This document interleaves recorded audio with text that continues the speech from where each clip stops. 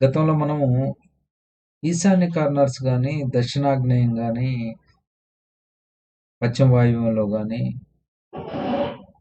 ఉత్తర ఈశాన్యంలో గానీ ద్వారాలు ఓపెన్ చేయకూడదని చెప్పి డిస్కస్ చేసుకున్నాం. కానీ విశ్వకర్మ తన 7వ అధ్యాయము 65 శ్లోకంలో ఒక ఎగ్జంప్షన్ ఇచ్చున్నాడు. అది మీరు గమనించాల్సిన అవసరం.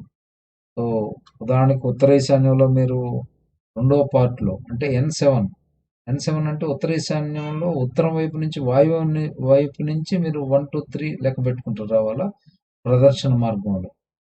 అంటే ఉత్తరంలో ఈశాన్యం వైపు వచ్చేటప్పటికి లాస్ట్ 8తో క్లోజ్ అవుతుంది.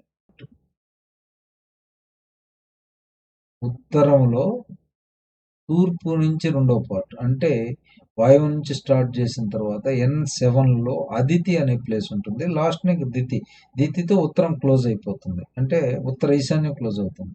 ఆ అదితి సెకండ్ పార్ట్లో ఓపెన్ చేసుకోవచ్చు అని విశ్వకర్మ చెప్పున్నారు. ఇది ఎగ్జంప్షన్ ఉంది. సో ఉత్తర ఈశాన్యంలో ఈశాన్యం నుంచి రెండో పార్ట్ అనుకోవచ్చు. అక్కడ ఓపెన్ చేసిన వాళ్ళు దీని గురించి వరీ కావాల్సిన అవసరం లేదు.